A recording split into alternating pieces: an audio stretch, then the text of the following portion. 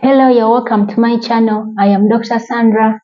I am a medical doctor and a surgeon. Those of you that are new to this platform, you're welcome to my channel.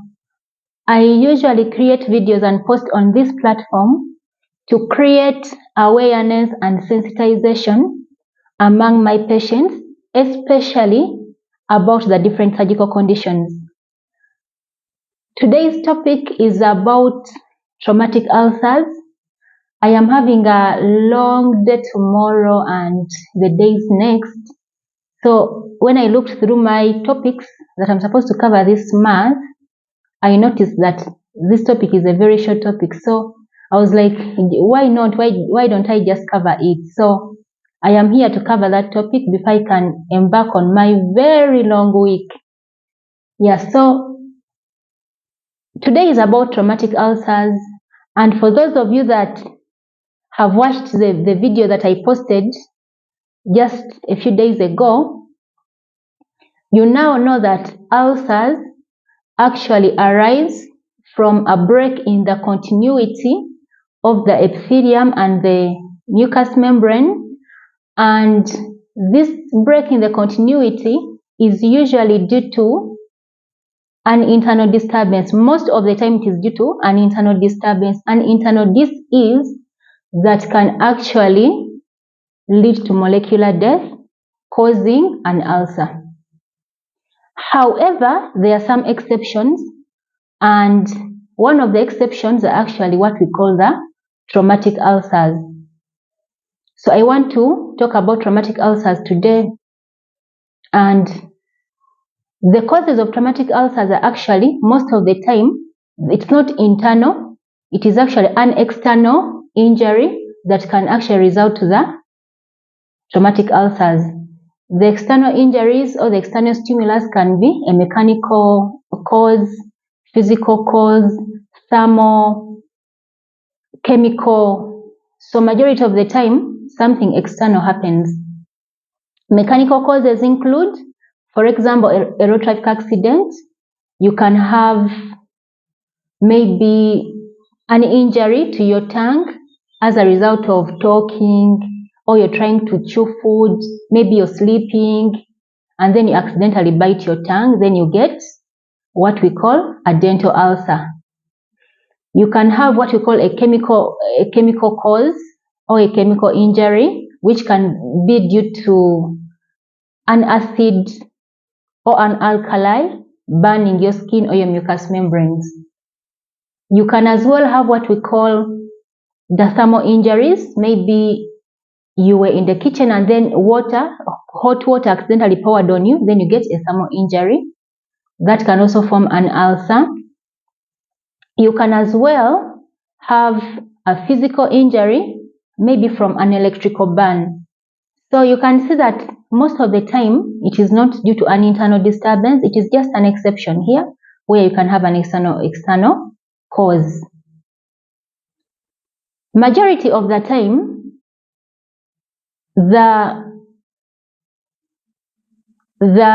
traumatic ulcers are usually very superficial. They are acute meaning they heal within 12 weeks. There's some discomfort that can arise from them. Maybe you can have tenderness, you can have pain, and majority of the time that is all that can happen. However, there are some instances where that these ulcers can become chronic, and the reason why they can become chronic is that trauma can cause certain changes. For example, it can cause an introduction of infection.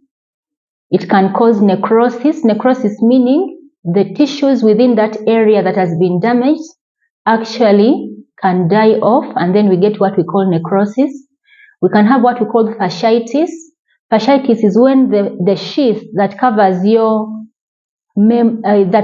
muscles, it's like a membrane, it's a sheath. Most of the time it is tough, and it is more like a sheath that covers your muscles, can actually also get inflamed or infected, and you get what we call fasciitis. You can as well have a crush injury where there is too much devitalization of the tissues, and that means it will need a longer time for the tissues that were lost to be replaced by your body to form a granulation tissue. So it becomes a chronic ulcer because there was a lot of tissue that was lost. And sometimes you can have what we call endarteritis.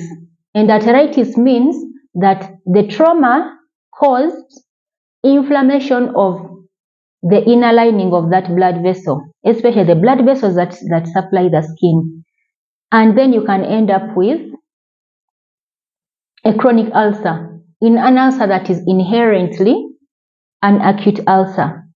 And then this ulcer can become chronic and deep. So that is what can happen in traumatic ulcers. They're usually innocent ulcers that heal very fast. Acutely, they heal very fast. Within 12 weeks, they are healed. And the other thing I want to tell you about is the management. Like I've told you, this video is short. The management is, we make sure that we do a surgical management. We call it debridement. Debridement entails excision of the necrotic tissues.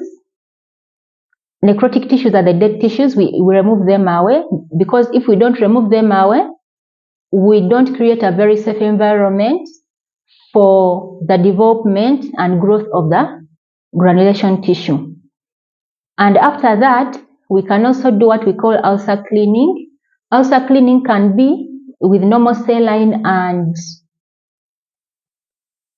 antiseptic agents. And we can also do what we call ulcer dressing. Ulcer dressing is done daily or twice daily, depending on the level of contamination within that ulcer. And we usually make sure that we dress the ulcers, because when you don't dress the ulcers, you can easily invite infection from the external environment, and that is what we tend to avoid. So we tend to do dressing to protect the area so that we don't get exogenous sources of infection introducing bacteria within your ulcer. And we do that dressing until we form the granulation tissue. And after formation of the granulation tissue, we make sure that we do, if the ulcer is very small, we just do secondary closure. And if the defect left is white, we always do skin grafting and then the skin flaps. So that is what we do surgically. And the other things that we do, antibiotics, we give you antibiotics, we give you painkillers. We also make sure that you have enough blood. If you don't have enough blood, we transfuse you with blood.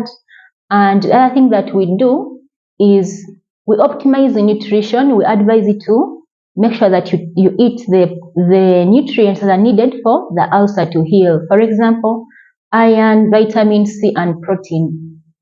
And if you cannot eat, we always intervene and infuse you with those nutrients that you need. But majority of the time, the patients are able to eat, and that is what we recommend. So these are my take-home messages to my patients and the general population. When a patient gets a traumatic ulcer, please make sure that you bring them to the hospital, because these are ulcers that really heal very fast. They really heal very fast if the intervention has been done on time, because they are acute ulcers most of the time. So you have to bring them for debridement, because presence of necrotic tissue prolongs the duration of healing. You also have to make sure that these ulcers are dressed.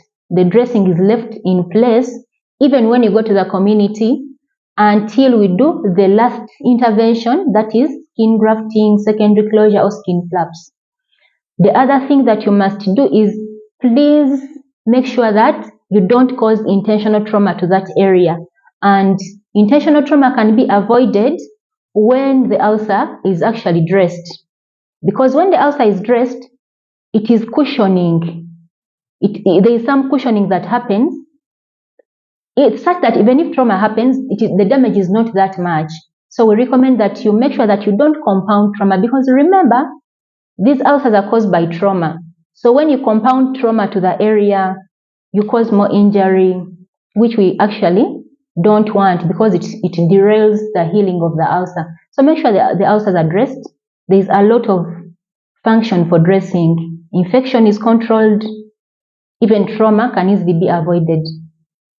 The other thing is, like I've told you, optimize your nutrition. Eat foods that are plenty in iron, vitamin C, and protein. And of course, the other things I've always been telling you about: avoid smoking. Make sure that the area of the ulcer is elevated whenever you're sleeping or whenever you're seated. Yes, so like I've told you, it's a short video. Thank you so much for listening to me. Thank you so much for giving me the most important commodity that you have, that is your time. Thank you so much for taking off your time to listen to me. Please share my video, like my video, subscribe to my channel, and I will see you in my next video. Bye.